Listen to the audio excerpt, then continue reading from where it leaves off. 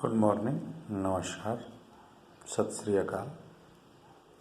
9th class के सभी छात्रों के लिए 9th क्लास के इकोनॉमिक्स का पहला लेसन हम प्रारंभ करने जा रहे हैं। थोड़ी सी चीज़ यह है जान लेना आवश्यक कि ऐसे इस विषय से जुड़ी हुई चीज़ों को पिछले क्लासों में आप पढ़े तो ज़रूर हैं, परंतु एक अलग विषय के रूप में नहीं पढ़े। पहले तो इकोनॉमिक्स एक ऐसा सब्जेक्ट है जो केवल आर्थिक क्रियाओं का ही अध्ययन करता है।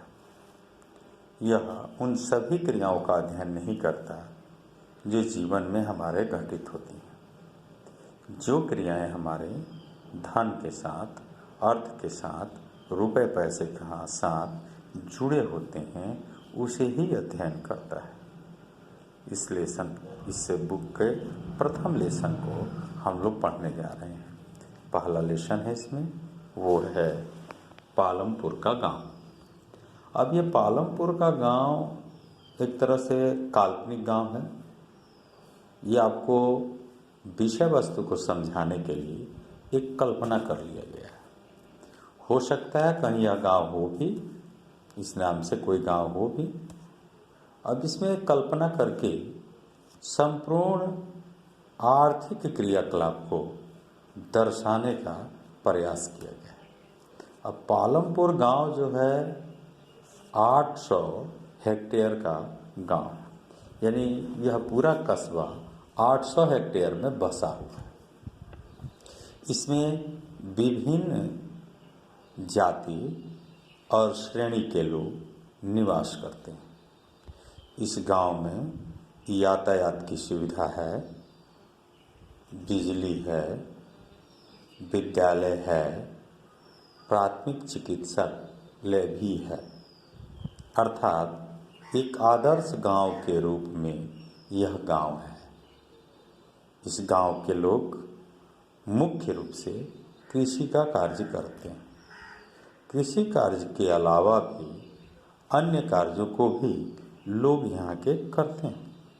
अन्य कार्यों में लोग मुख्य रूप से माल ढुलाई का काम करते हैं, कारीगरी का काम करते हैं, किसी वस्तु का निर्माण का कार्य करते हैं।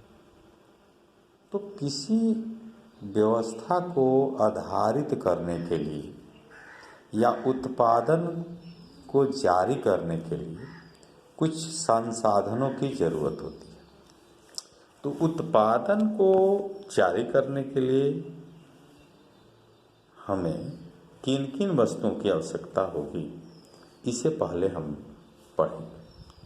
तो उत्पादन के लिए मुख्य रूप से सबसे पहले हमें ज़रूरत होती है भूमि की। अगर आपके पास भूमि ही नहीं हो तो उत्पादन कैसे कर सकते हैं? बगैर भूमि के उत्पादन नहीं कर सकते। ऐसे अर्थशास्त्र में जब भूमि का नाम लेते हैं तो भूमि का तात्पर्य केवल पृथ्वी की ऊपरी सतह नहीं होती है।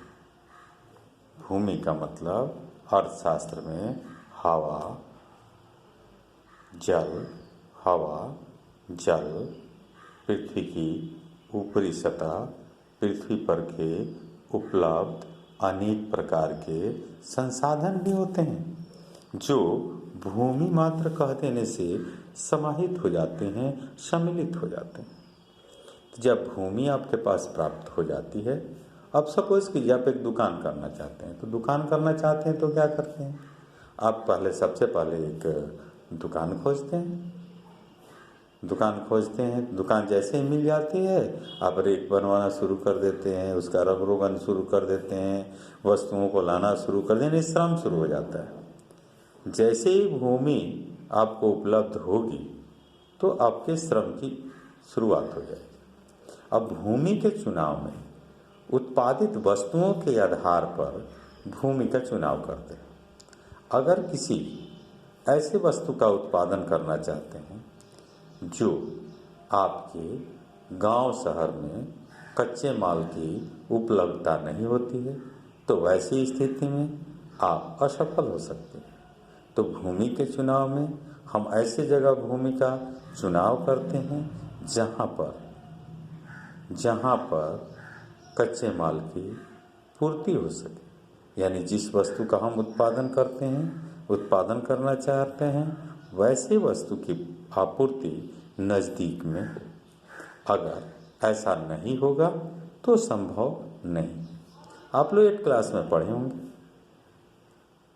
कि जमशेदपुर टाटा में जो फैक्ट्री लगी स्टील की, आयरन की, वो घूमने आए थे। घूमने के क्रम में उन्होंने यह पाया कि यह जगह यातायात के दृष्टि से भी ठीक है, यहाँ कच्चा माल भी उपलब्ध है और यहाँ श्रमिक भी आसानी से मिल जाते हैं।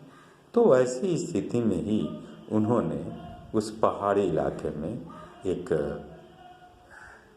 उद्योग की नींव रख दी।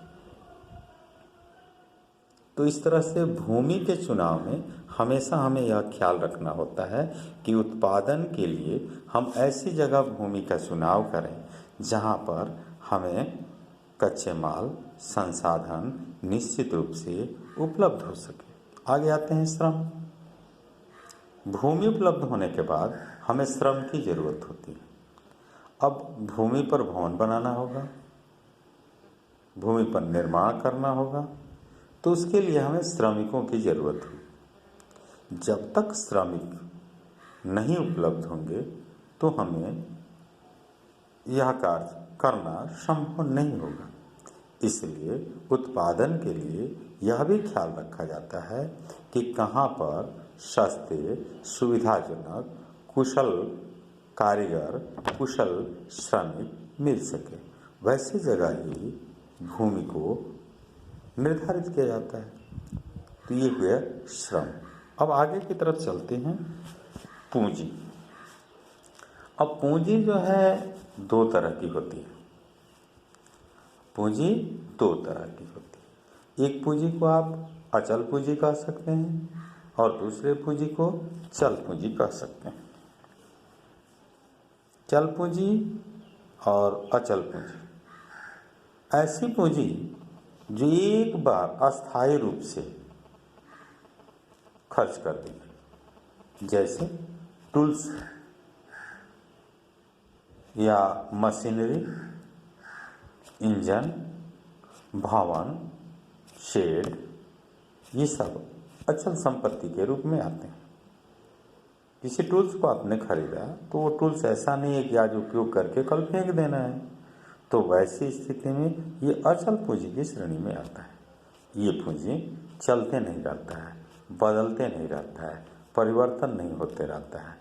अगर ऐसा करते हैं तो आपके उद्योग में घाटा लग सकता है, आपके उद्योग में हानि हो सकती है, आपके उत्पादन लागत में वृद्धि हो सकती है। इसलिए दूसरी जो पूंजी होती है अचल पूंजी कहलाती है, जिसे कार्यशील पूंजी भी कहा जाता है। चल पूंजी जो होती है उसे कार्यशील पूंजी भी कहा जाता है, जो हमेशा बदलते रहती है। जैसे कच्चे माल को खरीदने के लिए पूंजी चाहिए, मजदूरों को देने के लिए पैसे चाहिए, यातायात के लिए खर्च के पैसे चाहिए, गाड़ियों को भाड़ा देने के लिए पैसे चाहिए। कुछ ऐसी पूंजी जो लिक्विड रूप में, नगद रूप में आपके पास रहनी चाहिए, तभी उत्पादन के कार्य को आप अच्छे से संचालित कर सकते हैं। अगर आपके पास यह संसाधन नहीं रहा तो सारी व्यवस्थाओं के बाद भी भूमि, श्रम, मशीनरी, औजार, इस सब के बाद भी आप अपने उत्पादन कार्य को जारी नहीं रख सकते। तो भूमि, श्रम, पूंजी। पूंजी 2 तरह की, अचल पूंजी और चल पूंजी। अचल पूंजी जिसमें मशीनरी, औजार, शेड इत्यादि होते हैं। कार्यशील पूंजी जिससे हम लोग कच्चे माल को खरीदते हैं, यातायात पर खर्च करते हैं, श्रमिकों को मजदूरी देते हैं। अगर हम श्रमिकों को मजदूरी नहीं देते हैं तो श्रमिक हमारे यहाँ काम नहीं करेंगे, फलतः हमारा काम नहीं होगा। अब है अगला, इसमें एक और चीज़ की ज़रूरत हो जाती है, ये सब तो है, भूमि है, श्रम है, भौतिक पूंजी है, मशीनरी है, कच्चे माल है, कार्यशील पूंजी है, परंतु आपके पास कुछ ऐसे ज़रूरत है जिसे आप पूरा नहीं कर पाते। श्रमिक तो हैं परंतु अकुशल श्रमिक, कुशल मानव संसाधन, कुशल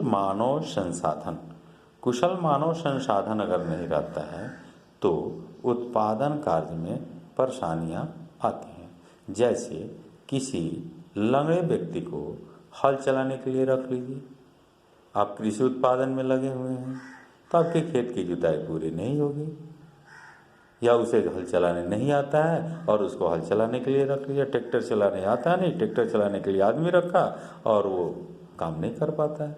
तो कुशल मानव संसाधन चाहिए। मानव संसाधन तो बहुत है, जहाँ देखो वहीं पड़े हुए हैं, परंतु उसमें कुशल कितने हैं और उसका उपयोग हम कितना कर सकते हैं, इसको जानना है।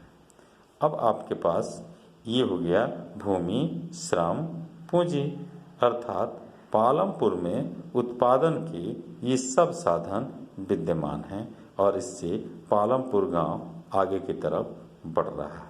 इसके नज़दीक में रायगंज एक बड़ा कस्बा है जहाँ से पालमपुर जुटा हुआ है।